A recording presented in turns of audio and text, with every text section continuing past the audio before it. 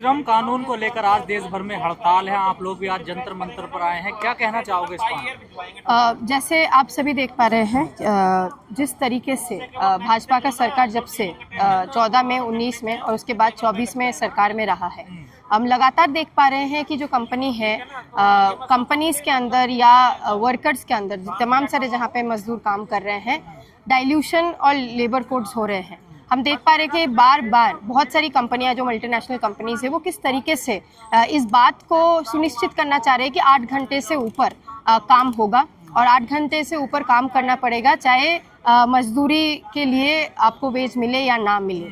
हमने देखा है नारायण मूर्ति से लेके तमाम सारे जो मल्टीनेशनल कंपनीज के हेड्स हैं वो किस तरीके से इस देश के अंदर जो मजदूर हैं या दुनिया भर में मजदूर हैं उनकी जो अधिकारों की है उनकी बात नहीं हो रही है।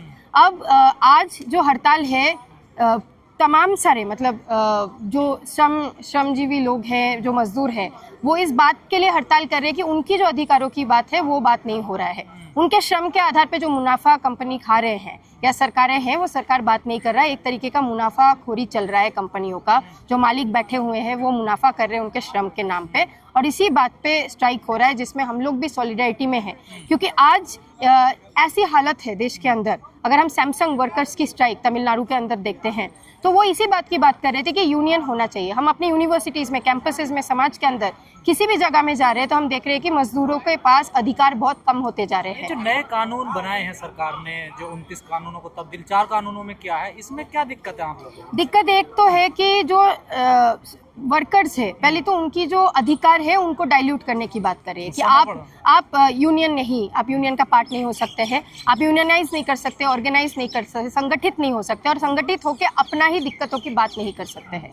एक और इम्पोर्टेंट चीज़ जो है कि 8 घंटे की बात जो सारी यूनियंस मिलके, वर्कर्स मिलके, मजदूर मिलके अधिकार बनाया था इस देश के अंदर, उसकी बात नहीं होगी। अब 8 घंटे की अधिक आपको काम करना पड़ेगा और ये डाइल्यूशन हो रहा है। प्राइवेट जो कंपनियां हैं हम देख पा रहे हैं, गिग इकोनॉमी है, खास करके जो ओला, उबर और तमाम सारे ऐसे गिग इकोनॉमी है, सिर्फ इन दोनों की बात नहीं है। तमाम सारे डिजिटल प्लेटफॉर्म्स में आधार पे जो वर्कर्स काम करते हैं, महिलाएं जो काम करते हैं, उनको देखा जा रहा है कि उनको कभी भी काम से निकाल दिया जा रहा है। एक और चीज़ है, जो बेनिफिट इंश्योरेंसेस मिलता था पहले, जो सरकारी कंपनीज में मिलते थे या आपकी परमानेंट नौकरी में मिलता था, आपको इस समय पे कॉन्ट्रैक्चुअल वर्किंग सिस्टम में मजबूर किया जा रहा है कि सारे जो मजदूर हैं उनको कॉन्ट्रैक्चुअल वर्किंग सिस्टम में काम करेगा। इसका मतलब क्या है कि आप एक कॉन्ट्रैक्ट कंपनी के साथ साइन कर रहे हैं जहाँ पे आप आज जॉब कर रहे हैं, लेकिन आपकी जो फ्यूचर है वो सिक्योर नहीं है। ना आपको हाउसिंग अलाउंस मिल रहा है, ना आपको हेल्थ इंश्योरेंस मिल रहा है, ना आपको हाउसिंग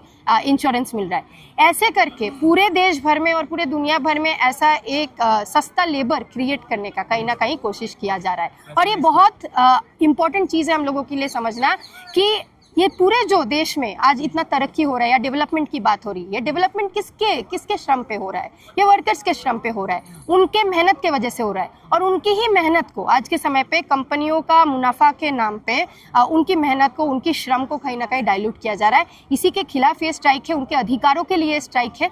तो ये लेबर कोड में जो डाइल्यूशन हो रहा है इसके खिलाफ हम खड़े हैं। हमारा मानना है जो श्रमिक है, जो मजदूर हैं, जिनके बलबूते पे इस देश में आज तरक्की होती है, डेवलपमेंट होता है, जिनके चलते हमारे देश का ये कोना कोना सचता है। ये दिल्ली जैसे शहर में आज हम जहाँ खड़े हैं, कुछ किलोमीटर दूर सीपी है या तमाम सारे सुंदर जगह, ये मजदूरों के वजह से, उनके श्रम के वजह से कि हम इन शहरों में रह पाते हैं।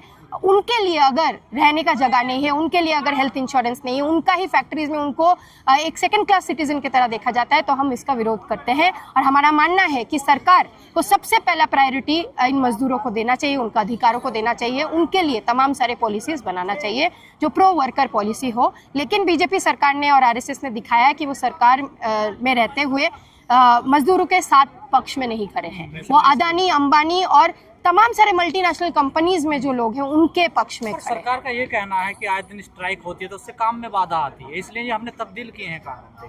बात एक दिन का स्ट्राइक का नहीं है। जब एक दिन स्ट्राइक होता है, करोड़ों मजदूर उतरते हैं सड़क पे तो सरकार को बहुत दिक्कत होने लग जाती है।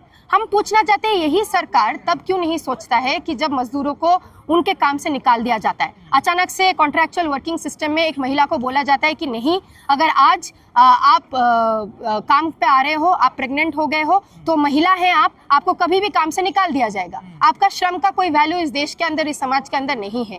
हम देख पा रहे हैं बहुत सारे ऐसे लेबरर्स हैं जो माइग्रेंट लेबरर्स हैं, जो माइग्रेंट वर्कर्स हैं, हमारे शहरों में काम करने आते हैं, गाँव से अपना जगह ज़मीन छोड़ के काम करने आते हैं, कभी भी उनको काम से निकाल दिया जाता है और तब सरकार नहीं सोचती कि उनको निकालने की वजह से कितने दिक्कतें उनको हो रहा है। तो ये कोई बात नहीं है कि स्ट्राइक नहीं होना चाहिए, स्ट्राइक की वजह से काम हैम्पर होता है। अगर सरकार ये बात समझ रहा है कि क्या काम हैम्पर होता है तो सरकार को ये भी समझना चाहिए कि आज अगर हमारा देश तरक्की कर पा रहा है तो उनके श्रम की वजह से, तो वो कल काम पूरा करना बंद कर देंगे तो ये मतलब इस देश में कुछ भी तरक्की नहीं हो पाएगा। तो इससे बेहतर है कि जो श्रम कोड ये लाके हमारे जो वर्कर्स हैं, मजदूर हैं, उनका जो हक छीनने की बात करें वो बंद करें। लेकिन इसमें तब्दीली लगभग जब कोरोना काल चल रहा था तब सरकार ने की थी, कई बार उसके बाद आंदोलन हुए, पर सरकार में तो कोई फर्क नहीं पड़ रहा।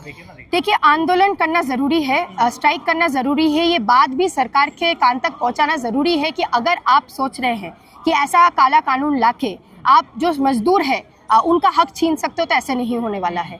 किसानों के साथ हम लोगों ने देखा 2020-21 के जो समय था, कोविड का दौर था, उस समय पे एक कानून मतलब बहुत सारे कानून लाए गए जहाँ से खेती को ख़त्म करने की बात की जा रही थी, MSP ना देने की बात की जा रही थी। लेकिन संगठित आंदोलन ने ही ये रास्ता दिखाया कि अगर सब कोई संगठित है तो उनके हक की बात हो सकती है। उसी तरीके से आज के समय पे मजदूर यही बात कर रहे हैं कि वो लोग संगठित होकर पूरे देश भर में अपना आवाज़ उठा रहे हैं और ये आवाज़ सरकार तक पहुँच रही, तभी सरकार की ये सारे बातें आ रही है कि स्ट्राइक नहीं होना चाहिए, उससे नुकसान वगैरह होता है। तो ये बेहतर होगा सरकार के लिए कि वो श्रमिक के जो यूनियन उनके हक की बात कर रहे हैं उनका बात सुने और उस आधार पे पॉलिसीज बनाए जिससे हमारे देश के अंदर, समाज के अंदर जो श्रमिक है उनको बेहतरी से काम करने का मौका मिले। लेकिन किसान कानून जब आए वो तो वापस हो गए, तभी ये कानून में तब्दीली हुई थी, लेकिन इसके लिए इतना बड़ा आंदोलन क्यों नहीं हो पाया जितना किसान आंदोलन हुआ किसानों के लिए? आज अगर हम देखें तो दादरी की बात है, एक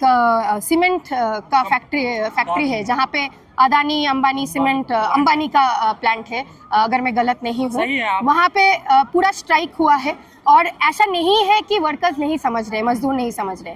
बहुत बार आप सही बोल रहे हैं कि बात हो रही है, उतना बड़ा आंदोलन नहीं लिख रहा है, लेकिन आज का स्ट्राइक बहुत सक्सेसफुली इम्प्लीमेंट हुआ है और आने वाले समय में श्रमिक संगठन संगठित होकर इसको इम्प्लीमेंट भी करवाने की कोशिश कर रहे हैं कि अच्छे से स्ट्राइक होगा तो सरकार भी बात करने में मजबूर होंगे। तो मुझे लगता है कि ये आंदोलन चलना पड़ेगा, ये 1 या 2 दिन का बात नहीं है, ये लोकलाइज डिसेंट्रलाइज तरीके से भी, नेशनली भी एक साथ लड़ाई लड़नी पड़ेगी। पर इस नए जो कानून है इसमें जो यूनियन है उसकी भी कोई वैल्यू नहीं छोड़ी है सरकार ने, आखिर यूनियन से क्यों डर रही है सरकार? क्योंकि जनता और मजदूर संगठित होंगे। हम सैमसंग का उदाहरण इसलिए ले रहे थे कि वहाँ पे भी यही बात हो जा रही थी कि साउथ कोरियन कंपनी है, आप वहाँ पे यूनियन फॉर्म नहीं कर सकते, आपका क्लॉजेज में लिखा था। लेकिन वहाँ पे श्रमिकों ने, मजदूरों ने जो काम करते हैं सैमसंग के फैक्ट्री में, उन्होंने दिखाया कंपनी में कि हम यूनियन फॉर्म करेंगे, यूनियन फॉर्म करना हमारा अधिकार है, राइट टू ऑर्गेनाइज हमारा अधिकार है। और सैमसंग के वर्कर्स ने ये दिखाया करके आफ्टर, मतलब मुझे लगता है 2-3 महीने का बहुत लंबी लड़ाई चली,